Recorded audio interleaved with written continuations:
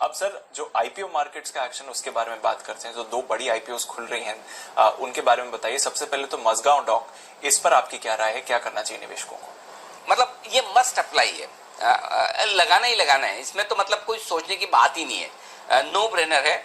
मतलब बहुत दिनों बाद ऐसी कंपनी, ऐसी बैलेंस शीट, ऐसा बिजनेस आया जिसको देख पढ़कर मतलब ना आपको प्यार हो जाए।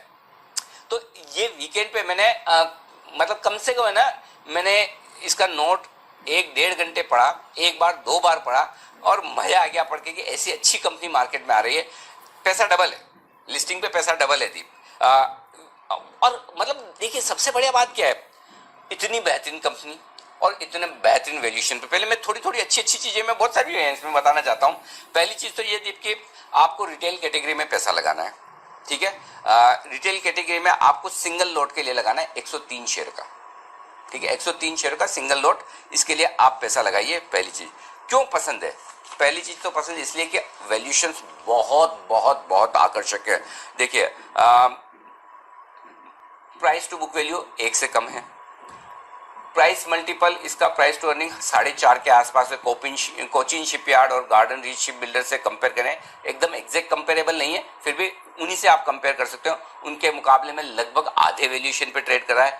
मार्केट कैप टू सेल्स आधी है, सेल्स के बराबर भी मार्केट कैप नहीं है।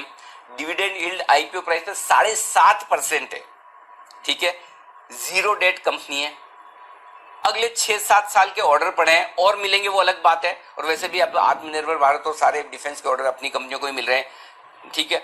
जीरो डेट कंपनी है, ये कैश है, उल्टा ऑर्डर बुक फर्स्ट क्लास है। मतलब और क्या चाहिए? मैं ये कहूंगा कि ये एक ऐसा आईपीओ है जहां पर आप एफडी का पैसा भी इस आईपीओ में डालें ना तो मजा आ जाए।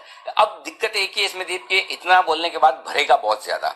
तो अब अलॉटमेंट आपको मिले ना मिले वो तो मेरे हाथ में नहीं, मेरे हाथ में ये कि आप आईपीओ में एप्लीकेशन लगाएं और दुआ करें, प्रार्थना करें भगवान से कि भाई अलॉटमेंट लगा दे जिस जिसको मिलेंगे। मुझे लगता है कम से कम ये दुगुना तो लिस्ट होना चाहिए। ये इस प्राइस पे तो 145 तो बनता ही नहीं, इसका भाव कम से कम 300 तो बनता ही बनता है कम से कम। तो मैं बहुत बहुत बहुत एक्सट्रीमली बुलिश हूँ इस आईपीओ पे।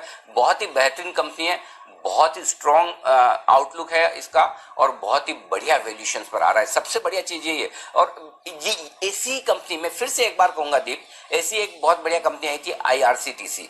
तब मैंने रेल मंत्री जी से दरख्वास्त की थी कि प्लीज इस तरह के आईपीओ ना आप किसी फंड को मत दीजिए, इस तरह के आईपीओ सिर्फ और सिर्फ हिंदुस्तान के रिटेल इन्वेस्टर को दीजिए।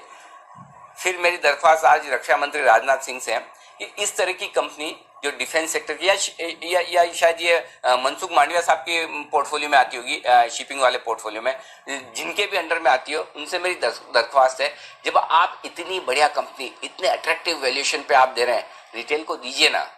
उनको देंगे पूरा का पूरा अलॉटमेंट रिटेल को दीजिए, और फिर जिन फंड को खरीदना है लिस्टिंग के दिन खरीदे। तब तो है ना लोग, नए लोग आएंगे स्टॉक मार्केट में, और तब लोगों को अलॉटमेंट भी मिलेगा। नहीं तो आज होता है क्या है, आप लगाएं 10-10 आईपीओ में लगाएं, एक आध में लगती है एप्लीकेशन तो लग जाती है, नहीं तो लगती नहीं। फिर लोग निराश हो जाते हैं, सोचते हैं कि ठीक है अब इतना आप स्ट्रांगली बोल रहे हो लेकिन अलॉटमेंट ही नहीं मिलेगा तो क्या करें। तो पॉइंट ये है कि ये तो सरकारी कंपनियां हैं, पूरा इसका पेरेंटेज सरकार के पास है, दीजिए ना आप रिटेल को। मैं तो बोलता हूँ ये आईपीओ लाना ही नहीं चाहिए इंस्टीट्यूशंस को, किसी को मत दो, क्यूआईबी को मत दो, किसी को मत दो। ये पावर तो है ही ना सरकार के पास, दे दीजिए सारा रिटेल को। ये आईपीओ भी वैसा है जिसमें 100% रिटेल अलॉटमेंट ये होना ही चाहिए। और ऐसा नहीं कि हम पहले आदमी होंगे इस, वैसे तो पहले हो तो और बढ़िया, लेकिन रशिया में ऐसा हो चुका है। रशिया की सरकारी कंपनियों का जब डाइवेस्टमेंट हुआ तो कई सारी सरकारी कंपनियां उन्होंने ये कहा कि पहले सब हमारे हिंदू नागरिकों को मिलेगी, अगर वो नहीं खरीदें तो फिर आकर फंड खरीदें, या जिनको फंड्स को खरीदना है वो लिस्टिंग पर सही वैल्यूएशन पर खरीदें। देखिए आप वो वैल्यूएशन सही करके, हो सकता है फंड वाले 150 में भी खरीदेंगे, सॉरी 300 रुपए में भी खरीदेंगे 150 का शेयर, लेकिन रिटेल तो नहीं खरीद सकता ना। पहले दिन अगर 300 खुलेगा तो रिटेल की हिम्मत थोड़ी है जो 150 का आईपीओ 300 में खरीदे। तो इसलिए ये जरूरी है, ये मेरी दरख्वास्त है, इस पर सरकार को सोचना चाहिए। जो बेहतरीन कंपनियां हैं, जो वेल्थ क्रिएट कर सकती है, जो लोगों का कॉन्फिडेंस कैपिटल मार्केट में बढ़ा सकती है, उन कंपनियों को, और जो आप ही की कंपनियां हैं भाई, देश जनता का है, ये कंपनियां सरकार की है, और ऐसे में अगर ये सरकारी कंपनियों की सारी स्टेक आप रिटेल इन्वेस्टर को देते तो गलत क्या है? सिंपल, क्यों है फॉरेन इन्वेस्टर्स को देना है? अच्छा म्यूचुअल फंड को दे रहे हो तो भी इनडायरेक्टली रिटेल का है, तो डायरेक्टली दे दीजिए। लोग खुश होंगे, मार्केट में फिर से आएंगे। तो प्लीज इस तरह की कंपनियों को तो जरूर मुझे लगता है सरकार को सिर्फ और सिर्फ रिटेल को देना चाहिए। जी दीप, एक चीज और क्लियर कर दूं दीप कि ये मिनिस्ट्री ऑफ डिफेंस के अंडर में है मझगांव डॉक। तो मुंबई में है मझगांव डॉक, बड़ा पुराना बंदरगाह है और बहुत बढ़िया कामकाज है और नावा शेवा में और बड़ा एक्सपेंशन होने जा रहा है। बिजनेस आउटलुक बहुत ही स्ट्रॉन्गर। मैं फिर स्ट्रांगली रिकमेंड करूंगा, ये एफडी से बेहतर स्टॉक आपके लिए साबित हो सकता है। एफडी में आज आपके लिए 6-7% का रिटर्न मुश्किल से आता है और उसमें टैक्स लगता है, उससे बेहतर शेयर ये साबित हो सकता है। तो प्लीज मेरी रिक्वेस्ट है सारे रिटेल इन्वेस्टर्स को एक लॉट के लिए अप्लाई जरूर करें, मिले ना मिले अपने नसीब की बात है।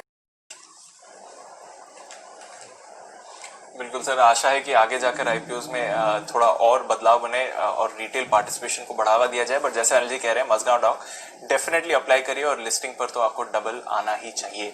यूटीआई एएमसी सर, लंबे समय के वेट के बाद और काफी हाईली एंटिसिपेटेड आईपीओ थी, अब ये फाइनली खुल रही है कल, इस पर क्या राय है आपकी?